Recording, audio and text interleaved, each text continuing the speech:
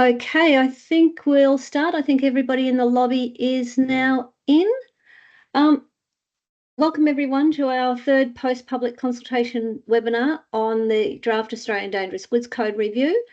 Your presenters today will be me, Deborah Kirk, and my colleague Matt Arkell.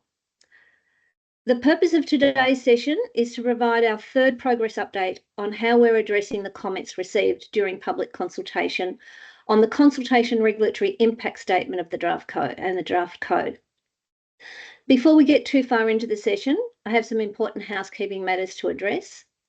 Firstly, this meeting is being recorded. A copy of the recording will be made available on the NTC website. As we're all participating from different locations today, I'd like to make a general acknowledgement of traditional owners. I acknowledge the traditional owners of the various lands upon which we are meeting. I pay my respects to the various elders, past and present, and to any of the elders of other communities who may be here today. What we're going to cover today is an overview of the comments received, the progress on the issues, likely outcomes for some matters, and process for moving forward. During the webinar, we'll have an opportunity to ask questions. To do so, please use the Q&A function in Teams or raise your hand. For this webinar, we've actually turned off chat and we'd prefer that you use the Q&A.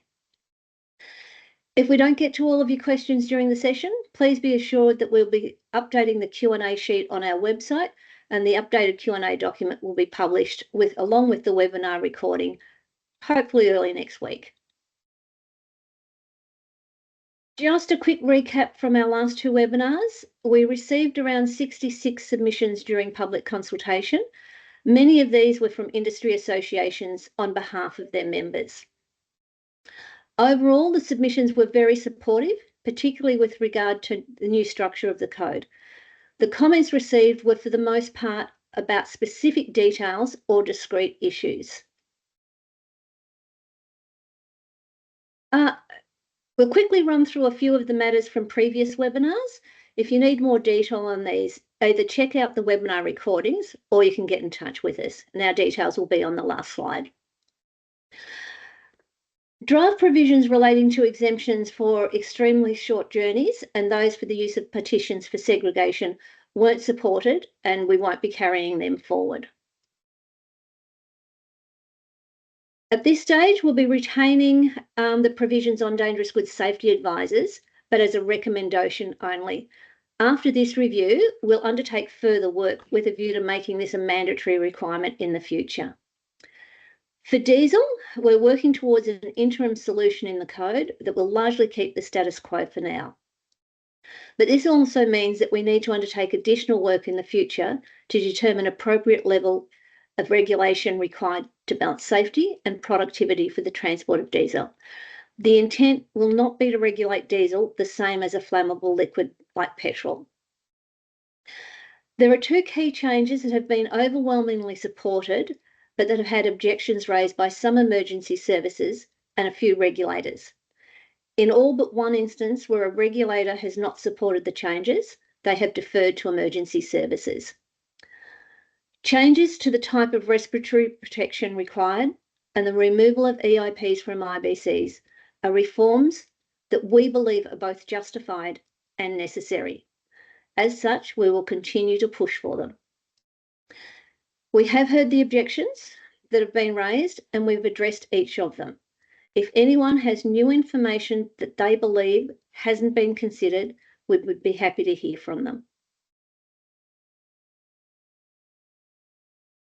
These are some of the key areas that we're currently working through. Some of these have already had some redrafting done, and you can see the progress of these on the updated spreadsheet that will be published with the recording of this webinar.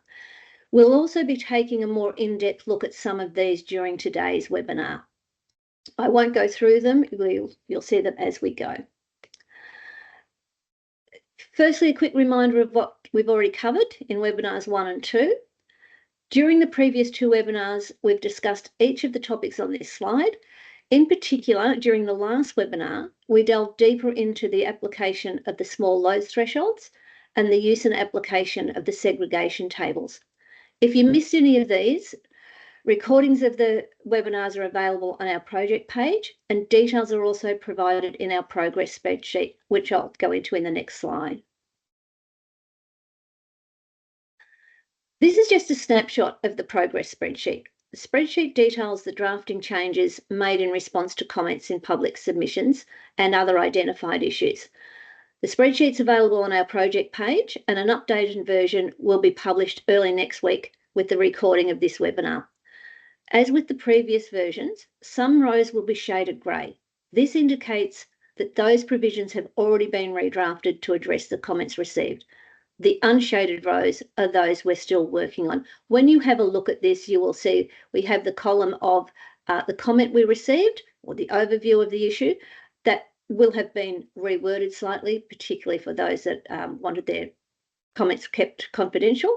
But you'll see what the issue was, what the suggested change. Some of that in the suggested change column will have come from the submitter, and some will be what we have think was this as changed to address the comment. And then the last column has what we're proposing to do or what we've already done in the redrafting. As I said, you'll get an updated version of that next week.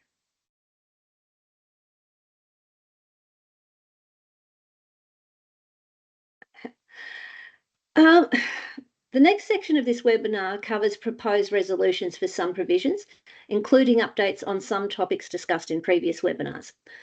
We'd love to hear your feedback on whether or not you think we've got these right. You can do this by posting your thoughts in the chat. You can do this by posting your thoughts in the Q&A, or you can email us after the session. During the last webinar, we discussed in detail the mixed loading provisions.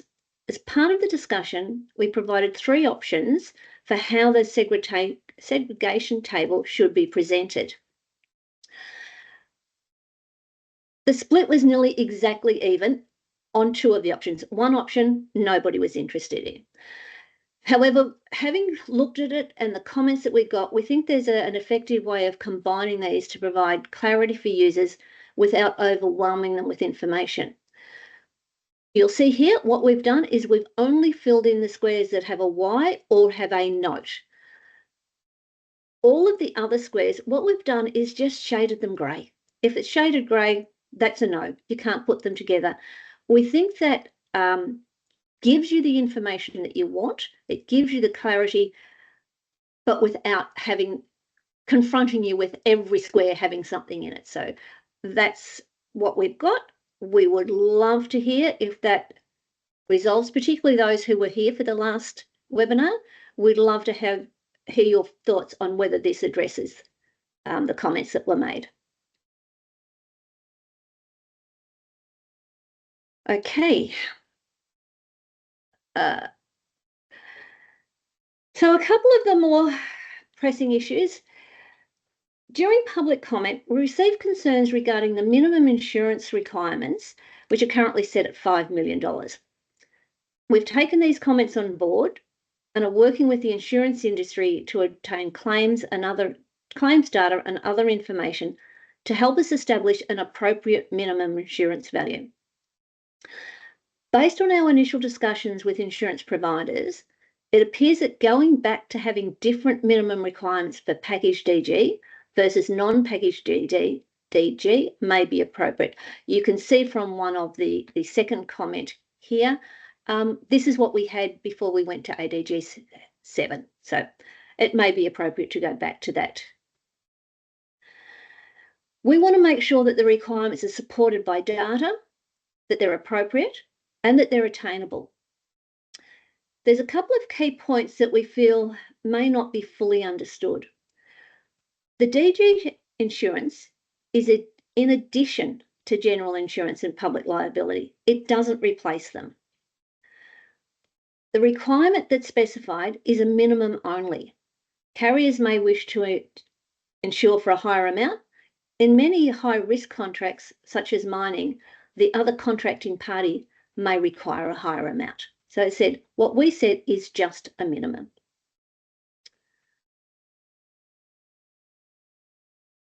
Another one that we've made some changes with. The current code uses the term aggregate quantity to mean different things depending on the context of where it appears. This leads to confusion and has in the past also led to the need for consequential amendments. The draft code seeks to add clarity and make this much simpler to interpret. So in moving forward, the only time aggregate quantity is used is in relation to the total quantity of all DG in the load. The only place it's used is assessing against the small load thresholds, which are specified in 1.1.3.6. The term total quantity is used in its place when referring to the amount for a single substance, for instance, a UN number and PG. For example, in 3.4.12, which is in limited quantities, where you have to, if you've got more than 2,000 kilograms or more of a single UN number, you want to transport as LQ, you have to specify how much you've got. So that's for a single UN number. So we're saying total quantity. The other place, main place it's used is 5.4.1.1, which is in the dangerous goods transport document, in the description of the dangerous goods, where you have to put the total quantity of each UN number and packing group. So we think this is going to add clarity by making really clear that aggregate quantity only means the total dangerous goods in the load for the purposes of assessing thresholds. And over to Matt. Thanks, Deborah. I'll just quickly touch on Peter Xanthus asked a question in the Q&A about whether there'll be a note or clause on the segregation table to indicate that grayed out means incompatible. And yes, the answer to that question is absolutely yes. We will make that clear. It's about being as clear as possible. Okay, so I just want to... Sorry, Matt, just quickly, we've already put it in there. We'll send it out to you, Peter. We've actually got it in the legend underneath the segregation table. We've got the grayed out square with what it means. Thanks, Deborah. Okay, I just want to quickly run through what we've done to the personal and business use exemptions in 1131. There were some concerns raised about how the interaction between these two, between the personal use exemption and the business use exemption, would apply for a tradesperson in a tools of trade type scenario. We've included a note 2 to clarify that no, if you're transporting it for your own use and your use is domestic or personal, then it applies. But otherwise, that falls under the business use scenario. In practice, it's probably not going to have an enormous effect on people, but we just wanted to make that clear. The other thing we heard was some concerns about the wording used. We used the terminology type of dangerous goods in Note 3, or what is now Note 3.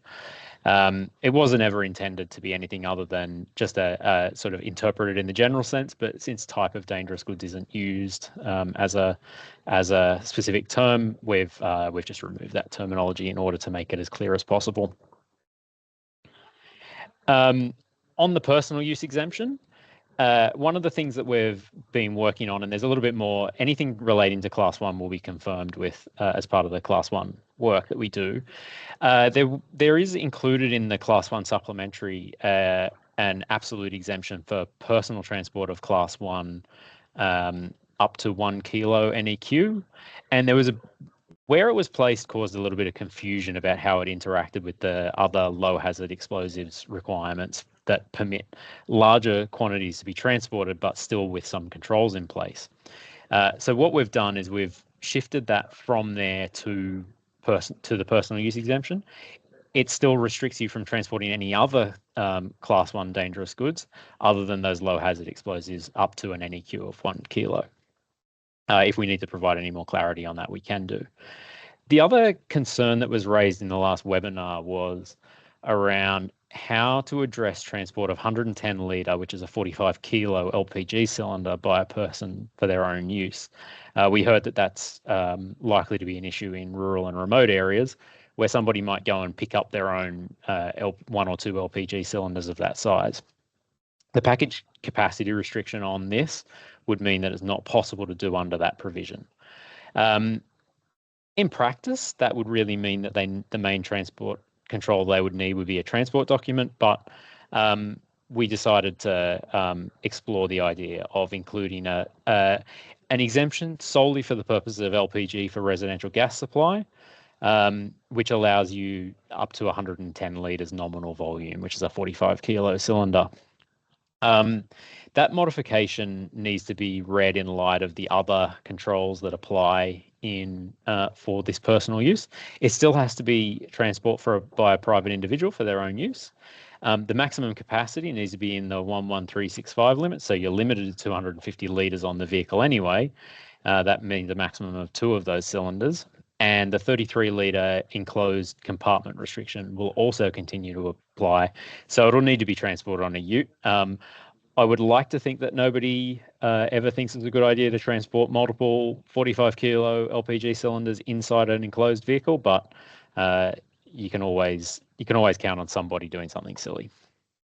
So this should hopefully deal with that. And like everything else, happy to hear if we've got it right or not. In the business use exemption, again, a class 1 issue there in square brackets as point I. We've got a restriction on class 1, but in this case, it permits transport in accordance with the low hazard explosives provisions. Again, there's a bit more work to come with the explosives group on this matter, so we'll be discussing that as part of that work. I've got a bit more on that coming up later on. The ADR provision. The other thing is that the ADR provision that that this particular clause C comes from doesn't permit use of this provision for internal supply or distribution. One of the challenges there is that it's not entirely clear what they even mean by that, and we feel that the best option here is to delete this. But the other thing that we heard was concerns that there would be a potential for people to use this transport for IBCs. And so this provision has been restricted to a package capacity of no more than 450 litres. So that rules out the use of any IBCs or large packagings under this. There was some concerns about people abusing this, and we think that this takes care of that. Moving on, goods too dangerous to be transported. There was some concerns expressed that we weren't carrying this across into the new code. We weren't abundantly clear about that with our discussion in our discussion papers, but we'd like to quickly run through what's going on there. So 2124 is in ADR is where you'll find goods not to be accepted for carriage. It's the same concept as goods too dangerous to be transported, and we've included a note here that that expresses that. We've expanded 2124 in the ADG code to cover the Australian concept of goods too dangerous to be transported and to make sure that Appendix A from ADG 7.9 and earlier codes is carried across. After we completed our analysis, or while completing the analysis of the existing Appendix A, there's been a few actions that we've taken. We've made some minor edits to entries in the appendix that removes obvious errors, things like misspellings and those sorts of issues. We've tried to go back to original international sources where they are available, and make sure that the provisions line up. And additionally, ADR includes in 22X2, so in each of the classification sections, which entries are within a classification are not to be accepted for carriage. There's a bit of overlap between Appendix A and that. There's no easy way to deal with that. So I think we've done the best we can.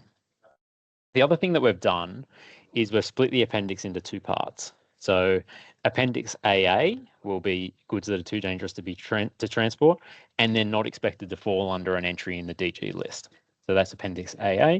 And then Appendix AB is goods too dangerous to transport, but are likely to fit into another entry after appropriate steps are undertaken, so to desensitize it or wet it or something like that. And those will be in Appendix AB. So there's a bit of a stylistic change in that, where we come from the existing Appendix A, which has a whole bunch of entries that are marked NES, which stands for Not Elsewhere Specified. Those now fit in Appendix AB. Appendix A was the only place where Not Elsewhere Specified is used in the code, and we think that this is probably it's probably neater to drop that concept. The other thing is there were some entries in the goods too dangerous to be transported appendix that have an alternate name attached. In a couple of cases, they have multiple alternate names attached.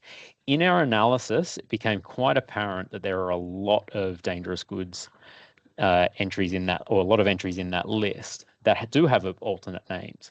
And a comprehensive listing would be prohibitive. And we feel that it's important that all of those alternates that we have at present are included, but we're dropping those explicit alternate names. So as much for neatness as anything. On to P200 and gases. So if I can be honest for a second, I don't think there's a regulatory scheme anywhere in the world where gases and DG transport are well and truly properly integrated together. It's a bit of a mess everywhere. And we face the same mess. There are a lot of benefits to adopting the way that the approach that ADR takes to gases. However, that's not entirely true. So when you get to P200, it tends to go a little bit off the rails. And we think there's benefits to the way that P200 is organized in the new code, or is organized in ADR.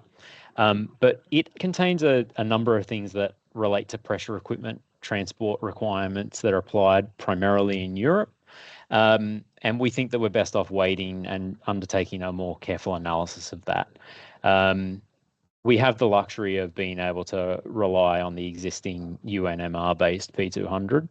There's also a lot of work going on at the Australian standards level to align Australian standards with ISO standards, and we think it's best if we wait a little on that front. So our proposal here is to largely keep P200 as it is in the current code, and during the first maintenance round for the new code, we'll aim to undertake a more detailed analysis of P200 and those additional things that are put in there. And so that way we continue the status quo for now, and look to benefit from that work as the work by Australian standards and others is delivered. On to tanks and vehicles. We undertook an analysis of the code for missing linkages between tanker and vehicle provisions, or tank and vehicle provisions. We certainly found a few minor issues, but we're now pretty confident those are resolved. What we've now got is clear linkages between the administrative controls that apply to a tank approval and a vehicle approval, and making sure that those administrative controls are fundamentally the same. That ensures that when a tank vehicle approval is done as a single process, it can all be done quite neatly as a single process. We expect that most competent authorities will continue to do them as single processes for the foreseeable future. The other thing is to be clear that a vehicle approval applies to a completed vehicle, that is the tank or other containment system that the vehicle uses, and the vehicle itself. We want to make sure that, to be clear, that we don't want people approving vehicles that are not tank vehicles yet. They have to be. It's important to make sure that that all of the important connecting features, I guess you might say, are in place and are properly done. So that's things like stability angles, bonding between tank and vehicle, and those kinds of things.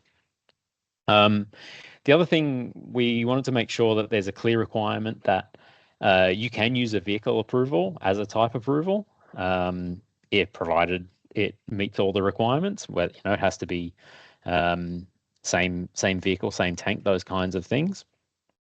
And the other thing is to clarify that a towing vehicle that is transporting a towing vehicle that is used to tow a tank vehicle that is not itself also approved has undergone the necessary inspection, maintenance, all of those kinds of things that it requires.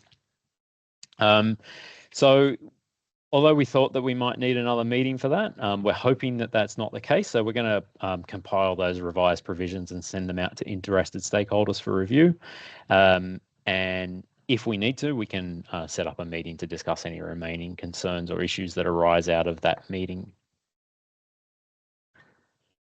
And just to move on, before actually sort of coming back to something, so we're working on preparing the final draft code.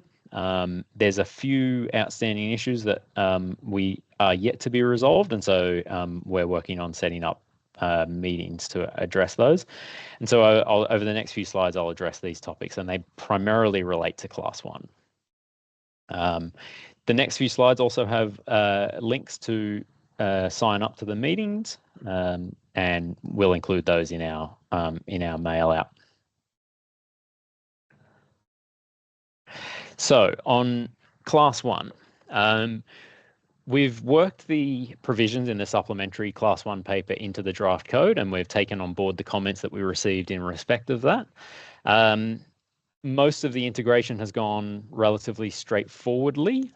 However, there's some things where we've heard mixed opinions, and we still need to listen to what stakeholders have to say. And so we'll be working through those. So some of the topics, for instance, are things like the low hazard explosives provisions that were proposed in the paper, some issues relating to security, some issues relating to transport operations, things like parking and journey planning, and some vehicle related issues.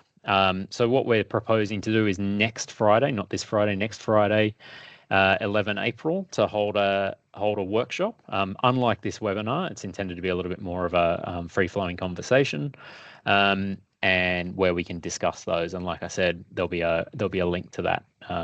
We'll send out. So that will be sent out to all of the members of the working group who put together those provisions, also all of the explosives regulators around the country, and we're interested to see if anybody else wants to come along and discuss that. Related to that is the question of Class 1 transport by rail. We had no end of difficulty obtaining solid advice from both industry and government stakeholders on the transport of Class 1 by rail.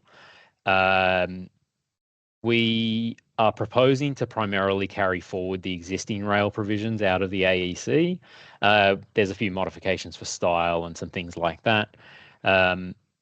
And we're doing a fairly similar process with other rail transport of dangerous goods issues. And again, we'd like to get those out to interested stakeholders prior to discussion if we can. I'd like to get to it next Friday, although I'll be honest, I don't know that we will. We've got a reserve meeting scheduled in for a few weeks' time where we can discuss rail and any other things that we don't get to in that meeting. So hopefully we get to it, but I wouldn't hold my breath. The other area related to Class 1, although not directly Class 1, I guess, is mobile processing units. To be the position that the NTC has taken over the last over this process is that the mobile processing units provisions in the new code are intended to strictly provide a floor of requirements on when an MPU is used out on the road. We don't consider issues relating to MPUs that don't relate to road transport to be in scope, which is a backwards way of saying what I wrote on this slide. So what we're doing is, again, in a couple of weeks' time now, Thursday the 17th of April, we're looking to hold a discussion meeting to review the provisions that we've got in detail and, again, receive feedback on what we've got there. There's a few things we're interested in. If there are other appropriate controls that I'm that we don't have relating to approval of design and construction approval and design and construction requirements for MPUs. So again, we've got that link there, and that will be sent out as well. And then on to future processes, and I note that the final bullet point on this is not complete, which is a bit of a trademark of mine. Okay, so we're going to be updating the progress report on our webpage, making sure that we're showing the progress that we've gone through in resolving issues that have been raised. That's to keep everybody informed and able to provide input, especially if there are smaller issues. We've got those 2 workshops scheduled for the next couple of weeks, and like I said, a reserve time for a third. With Easter and Anzac Day in the way, we need to that third meeting probably isn't going to be until the end of April. Then anybody who's seen one of these presentations before will have seen this as well. We're working through those discrete minor issues with stakeholders, and more significant issues being worked through as it comes to us and as it demands. Just a reminder that stakeholders' duties issues are largely being left to the legislative drafting process. Now, that may necessitate some minor amendments to the code further down the line, but that's all about making sure that the code accurately reflects those stakeholders' duties. And we'll continue to provide updates on that. Finally, we're still working through this, and we're working towards having the code ready for approval in mid-2025. Ready for approval does not mean approved. As everybody's aware, we've got a federal election going on now. We're not expecting an ITSOC and ITM meeting for approval until the back half of the year. But before we can present this code to those ministers, it needs to be in a state where the code is ready for approval. We also want to make sure that our recommendations are supportable by ITSOC and ITM. It's no good taking them a document that they're not going to support. So we are taking the time to get the code right. So while we don't have definitive dates for decision making or deliverables, we're working on it. And so thanks again. This final slide is probably not so critical, given that it mainly just reiterates what I just said.